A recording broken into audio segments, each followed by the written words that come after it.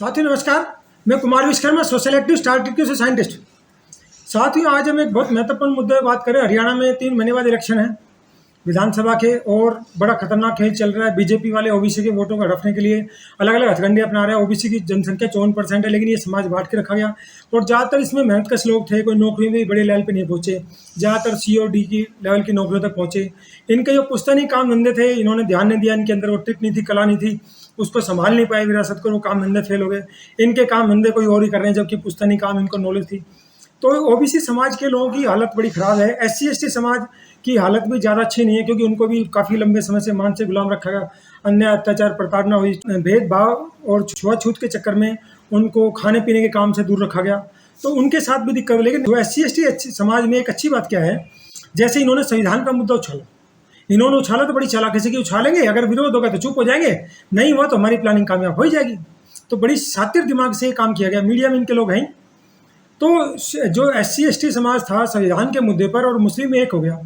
मोदी ने last time पे कितना डराने की कोशिश की कि आपका भैंस छीन लेंगे, पता नहीं क्या क्या ड्रामे करे, डराने की कोशिश की, घर छीन लेंगे, घर में कमरा छीन लेंगे, अलग अलग तरीके से। लेकिन लोग कुछ जगह, और उसका असर ये हुआ कि जो बीजेपी 400 पार सोचती थी, वो जिस बीजेपी की सारी राजनीति राम मंदिर पे, अयोध्या पे टिकी थी, राम मंदिर पे थी, और वो अयोध्या में ही वो बीजेपी हार जाती है और वहाँ पर जनरल सीट से एक एससी कैंडिडेट जीत जाता है। बहुत बड़ी बात है। अब बौखलाहट देखिए इनकी। बौखलाहट ये है कि बीजेपी वाले उस बंदे को गाली दे रहे हैं। गाली इसलिए दे रहे हैं कि उसने कोई गलती तो ना करी, कोई भ्रष्टाचार करा, कोई चोरी करी हो, गलत काम करा, नहीं, इसलिए दे रहे हैं कि समन आदमी वहाँ से कैसे जीत गया। अब वो क्यों जीता, क्यों गुस्सा था। इन्होंने बुलडोजर बाबा के नाम पे जो ड्रामा चला, अब जिस गरीब बंदे का रोजगार छीन लिया, उसके घर तोड़ दिए, लाख हजारों लोगों के घर तोड़ दिए, और उनको मुआवजा नहीं, कुछ भी, तो उनकी बर्बादी और पैसा नहीं दोगे। तुम बुलडोजर चला के राजी हो, तुम्हारे घर में तो आग नहीं लगी, तुम्हारे पास तो जमीन थी, उन पर क्या बीती है, वो वोट तुम्हें क्यों देंगे, क्यों देची पार्टी कोई भी बिल्कुल नहीं देनी चाहिए। तो उन्होंने वो तमाशा दिखाया, अखिलेश इंजीनियरिंग में दिमाग लगाया, और सोशल इंजीनियरिंग का कमाल देखिए कि वहाँ पर एक एससी कैंडिडेट जनरल सीट से जीत जाता है। अब ये जीत है, अयोध्या की जो हार है, ये बीजेपी वालों को हजम नहीं हुई। तो अलग अलग तरीके से ड्रामे रचे जा रहे हैं, गाली देना। अब ये तो ये खेल था। अब आता है कि हरियाणा के चुनाव नज़दीक आए, तो इन्होंने देखा भी ओबीसी समाज तो कुछ जग रहा है, तो इन्होंने क्या करा कि खट्टर को उठा के नायब सिंह सैनी को बना दिया। अब नायब सिंह सैनी का आप हाल देख रहे हैं कि सीएम तो बना दिया, लेकिन पावर कुछ भी नहीं है, उसको कोई सीएम मानता नहीं। हर जगह हर मीटिंग में नायब सिंह सैनी के साथ खट्टर बैठा होता है। खट्टर सेंटर मिनिस्टर बन गया, तो अपना काम वहाँ कर, तेरा काम क्या है। लेकिन क्या है कि असली वो है चेहरा सिर्फ नायब सैनी, क्योंकि उनको ये लग रहा है कि ओबीसी का जो सेगमेंट है ये बेवकूफ़ लोग हैं, ऐसी जातियों में बटे हुए, और हमने इतने साल तक बांट के खाया, इनको बेवकूफ़ बना के खाया, तो ऐसी गाड़ी चल जाएगी। मैं ओबीसी समाज के लोगों से कहना चाहता हूँ, बहुत इंपॉर्टेंट बात करो, उसको ध्यान से सुनो। ओबीसी समाज कमजोर क्यों हुआ। मैं जाट आरक्षण वाले केसों में इन्वॉल्व था। जो जाट आरक्षण इन्होंने जो सेंटर में रिजर्वेशन मांगा था, जो मूर्थल में गैंगरेप हुए थे, जो लोगों के घर जला दिए, गैंगरेप, दुकान जला दी थी, स्कूल जला दिए थे, उनके उस केस में इन्होंने सेंटर में रिजर्वेशन मांगा था। वो जो रिजर्वेशन का जो प्लान था, वो सेंटर में इनका सुप्रीम कोर्ट, हाई कोर्ट में मेरे डाटा से फेल हुआ था। मेरे पास ही वो डाटा था पूरे इंडिया में, जिसमें था कि इस जाति के कितने लोग, जिसकी वजह से पहले national commission for backward class ने इनका रिजर्वेशन कैंसिल किया, फिर सुप्रीम कोर्ट के वहाँ हारे, वहाँ के बाद हाई कोर्ट गए, तो वहाँ तक मेरा चेहरा आगे नहीं था। जब मैं हाई कोर्ट में किसी केस में गया, वहाँ डॉक्यूमेंट की जरूरत थी, उन्होंने ओरिजिनल डॉक्यूमेंट मांगे। जब मेरे पास ये ओबीसी वाले सारे आए, बाकी भाई साहब इज्जत आपके हाथ में, तब मैं वहाँ गया तो मेरा फेस ओपन लगा। मैंने कहा जी इन्होंने लोगों के घर जला दिए, गैंगरेप कर दिया, सिंपल सा आदमी, ताकतवर कौन है, 450 करोड़ रुपये इनके इकट्ठे हो, मेरे को सिक्योरिटी, मेरे को टपका दे, मैं कहा। तब मुझे सिक्योरिटी में, जब लोगों को पता चला था कि जाट रिजर्वेशन का काम इस वजह के बंदे की वजह से गया। लेकिन क्या ओबीसी वाले बेवकूफ़, इनको पता ही नहीं कि किस बंदे की वजह से तुम्हारा काम हुआ। इनके जाटों में जो करोड़ों बच्चे लगते हैं, उनका रास्ता हमने बंद किया। आज भी क्या है कि जैसे किसी ने अच्छी से लगना, हरियाणा में पहले ही जातियाँ ऊपर तक पहुँच चुकी, राजनीतिक रूप से इनके खाओ पी पोस्ट पे इनके लोग हैं। 450 करोड़ रुपये कैसे इकट्ठे हो, लोगों की दुकान जला दी, भैया ला 5 लाख रुपये ले, मेरी दुकान में चलेगी, तो डर के मारे लोगों ने दे दिया। 1 नंबर 2 नंबर था, इनको पता था ताकत की क्या कीमत होती है, तो इन्होंने पूरी प्लानिंग से करा, कैसे जलाने, कैसे आग लगानी। बड़े बड़े रिटायर्ड ऑफिसर लगा रखे थे इस काम में, क्योंकि इनको पास जमीन थी, इनको चिंता नहीं। ओबीसी वाले इस चीज़ को समझे नहीं। आज इनकी हालत ये कर दी कि ये सोचे रिजर्वेशन जिसने काम किया उसकी कदर ही नहीं, और ये नहीं समझे उसकी हालत। हल्की सी जागरूकता आई थी, लेकिन अब फिर वैसे हो गया, फिर बेवकूफ़ हो रहे हैं, एक दूसरे को कमजोर कर रहे हैं। तो ओबीसी वालों की हालत खराब इसलिए होगी, ये बटे रहे, धर्म के नाम पे बेवकूफ़ बनते रहे, काम धंधे ठप हो गए, इनकम है नहीं, नौकरियों पे इनको मौका मिल नहीं रहा, नाम रिजर्वेशन कर दिया। ईडब्ल्यूएस वाले इनसे आगे निकल रहे हैं, उनकी जनसंख्या 10%, उनके बंदे कितने निकल रहे हैं आप देख लो, और ओबीसी एससी एसटी कितने निकले, इनकी जनसंख्या कितनी ज़्यादा, और उनके फर्जी सर्टिफिकेट बन रहे हैं। अभी पूजा खेल कर जो आई है, देखो उसका ओबीसी सर्टिफिकेट कैसे बन गया फर्जी। एससी एसटी में देख रहा था 2700 फर्जी सर्टिफिकेट बनवा दिए, कैसे बने, किन्होंने बनवाए, वो सब इन्हीं के लोग हैं। स्वर्ण लोगों की चाल समझो। इनकी चाल समझो और इनको समझने के लिए चाणक्य नीति की बुक आती है 100 रुपये, उसको पढ़ना शुरू कर दे। ब्राह्मण और बनी इतनी चालाक कौम में 3% है, लेकिन पूरे 7 में पे कब्जा कर रखा है। आपको बेवकूफ़ बनाने के लिए वैसे अंदर से जाति की बात करेंगे, नफरत करेंगे, कट्टरवादी का करेंगे। आप दिखोगे तो भावना भाईचारे की, इंसानियत की बात करेंगे। जब किसी को हिस्सा देना होगा तो वहाँ आप देखना, कभी ब्राह्मण का कोई बच्चा, आप उसके घर पे जाओ, आप दो जाओ, ब्राह्मण के और आप गए, वो आपका पैर नहीं छूएंगे, ब्राह्मण के पैर छूएंगे, आपके नहीं छूएंगे। जबकि आपके घर में कोई बंदा आता तो आप दोनों के पैर छूते, सम्मान के नाते, दोनों है, बराबर सम्मान मिलना चाहिए। ऐसे ही ब्राह्मण आदमी कोई चीज़ खा लो, अकेला खा लेगा, आपको पूछेगा भी नहीं, और आप खाओगे तो आप कहोगे नहीं वो भी खा ले, अकेला नहीं खाना चाहिए। ये सोच का फर्क, क्योंकि उन्होंने हमेशा लुटान की मानसिकता है। तो ब्राह्मण कौम ने जो इस तरीके से जो चाल चली, धर्म में उलझा रखा है, लोगों को फंस गए तो परेशान हो गए, वहीं जाते भैया मेरा देख, पतड़ा देख, ये देख, ज्योतिषी देख, कुंडली देख, और उन्होंने बेवकूफ़ बनाने देखे तो बेवकूफ़ है। आए उसको ये करवा ले, कथा करवा ले, भंडारा करवा ले, उसका कर्जा चढ़ा दिया, कथा करवा ले, भंडारा करवा ले, 50,000 कर्जा चढ़ा। वो बंदा जिसको पैसे नहीं थे, 50,000 का कर्जा और चढ़ा दिया, और वो बंदा यहाँ 50,000 खर्च कर रहा धर्म के नाम पर, लेकिन उसके पड़ोस में कोई बीमार है, कोई तकलीफ है, किसी बच्चे की फीस करनी, वहाँ 100 रुपये नहीं खर्च करता।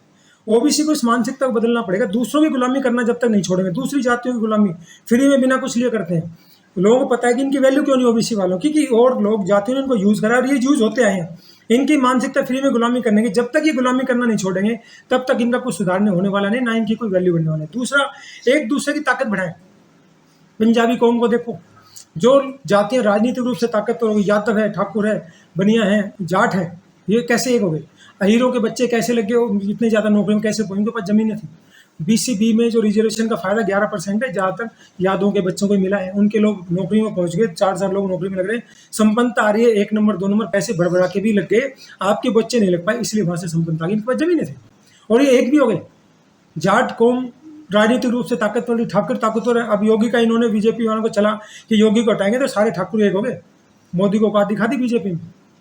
तो ये एक होने वाली जो समझ है हमारे लोगों में, समझ ही नहीं है कि लोग हम तुम्हारे साथ हो क्या रहा है गुलामी करने का। जब तक गुलामी करना नहीं छोड़ेंगे, पंजाबी समाज को देखो, पंजाबी बंदा आज जितनी ताकतवर कौम कैसे बन गई। ये आज़ादी के टाइम पे आए थे, मैंने कई वीडियो डाल रखे, देखना, उनके पास कुछ भी नहीं था, बिल्कुल खत्म हालात में थे। उन्होंने मेहनत की, आज वो हर शहर में, हर गांव में संपन्न लोगों में गिने जाते हैं।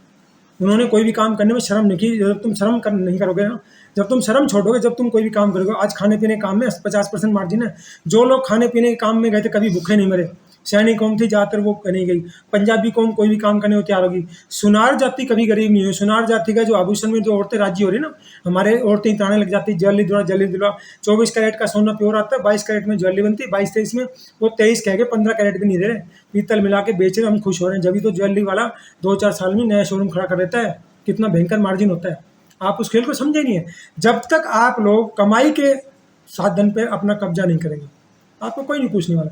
चुनाव कहाँ से लड़ोगे? चुनाव कुछ जागरूकता आ भी जाएगी, जनगणना हो भी जाएगी, पता चल गया हिस्सा देना पड़ेगा, इसलिए ड्रामा चल रहा है। जनगणना क्यों नहीं करे? जनगणना होगी तो पता चल जाएगा। तुम ऐसे गिड़गिड़ाते नहीं, सर कुछ मिलेगा नहीं।